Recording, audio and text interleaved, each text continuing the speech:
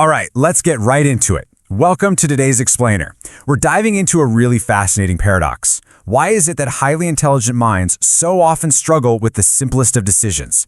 If you've ever felt like your brain is this high-powered, million-dollar engine that just stalls out in the driveway, you're in exactly the right place.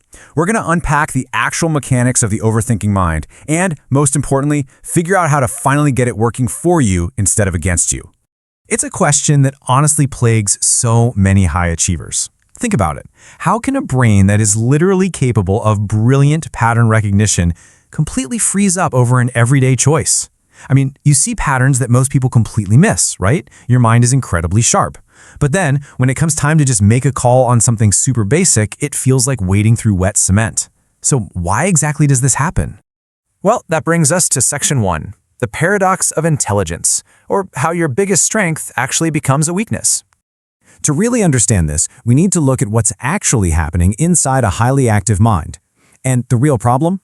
It isn't your intelligence itself. It's actually just a byproduct of having a high-processing brain. See, while a typical brain finds one answer and just stops, a super smart brain immediately starts searching for 10 more possibilities.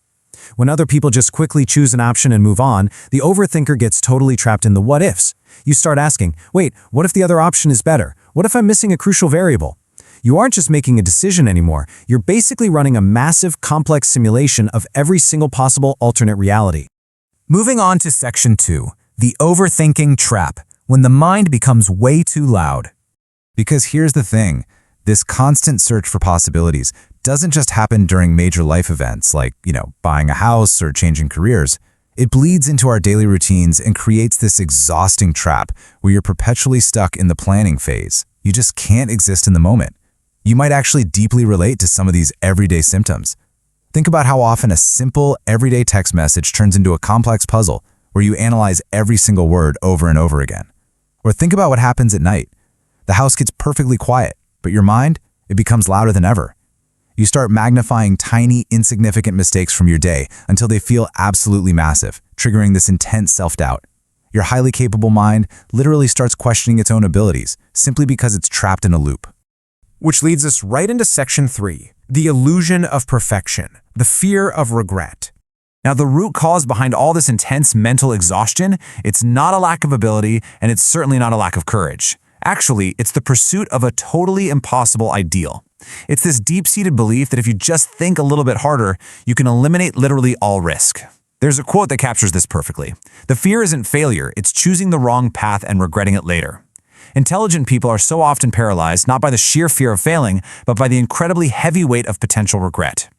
You end up imagining every single possible outcome before you act, basically waiting for a perfect plan that, let's be real, rarely ever arrives. You're trying to outthink regret. And because a smart brain naturally connects everything, every single what-if adds another invisible weight to your shoulders. Imagine it like carrying a backpack, and for every possible negative outcome you can imagine, you toss a heavy rock into it. Eventually, the sheer act of just thinking becomes totally, completely exhausting. You're exhausted before you've even taken a single physical step. So how do we fix this? Let's look at section 4, quieting the mental noise and breaking the cycle of overthinking. Okay, the absolute most important realization you can have today is this. The answer to overthinking is not to think harder. It's not to find better information.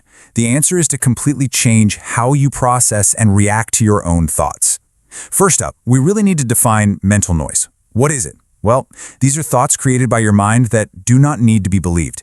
They are simply distractions that prevent action. You do not have to believe every single thought your mind creates. A thought is really just an event happening in your brain. It's not necessarily a universal truth or a command. Sometimes, a lot of those thoughts are just the engine revving. It's pure noise. So breaking that cycle takes 3 very actionable steps. Step 1, pause. The first step isn't thinking harder, it's actually letting your mind become quiet. Step 2, give your brain fewer distractions. Seriously, sometimes your brain doesn't need more data to make a choice. It just needs less noise. And finally, step 3, break massive problems down into tiny actions. Giving yourself a clear, incredibly small next step gives your brilliant brain a super focused place to direct all that processing power. And that brings us to our final part, section 5. Action builds true confidence. Progress over perfection. To finally escape analysis paralysis, we need a major mindset shift. We have to understand that progress always beats perfection. We have to stop just preparing to act and actually start acting. When you look at how people approach momentum, there's a huge contrast. On one hand, you have people waiting for absolute certainty, which, let's face it, keeps you stuck forever. On the other hand, you have people moving forward anyway. The smartest people succeed when they finally realize that absolute certainty is just a myth. They choose to move forward regardless, fully knowing that one small, imperfect step is worth infinitely more than 100 perfect plans that just sit there and never leave the drawing board. We desperately need to redefine how we view confidence too. It is not this magical feeling that just suddenly washes over you right before you take a risk. Confidence simply doesn't come before action. It grows because you take action. Just like a plant. It doesn't sprout overnight, right? It grows slowly. It's nourished by small, daily habits and tiny, courageous steps into the unknown. Which brings us to a really pivotal realization.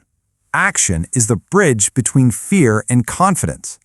When you're standing on the side of fear and overthinking, literally the only way to cross over to the side of confidence is by walking across that bridge of action. And the truly beautiful thing about it, every small step you take makes the very next one slightly easier. Ultimately, success doesn't belong to the smartest person in the room. It belongs to the person who trusts themselves enough to just keep moving. Because the exact moment you trust yourself to handle whatever the outcome is, your mind stops working against you by generating endless fears, and it starts working for you by solving the actual challenges right in front of you. Every single day, you face this exact same choice. Will you keep thinking, or will you finally start doing? Remember, you absolutely do not need every single answer before you begin. You don't need a perfectly clear, well-lit path all the way to the finish line. You only need the courage to take the very first step. So if you want to quiet that loud mind, escape the trap of your own intelligence, and build some real momentum in your life, take this simple, powerful directive away from our explainer today. Think less, act more. So I'll leave you with this. What is one tiny action you can take right now, today, to prove to your brain that it's finally time to stop planning and start doing?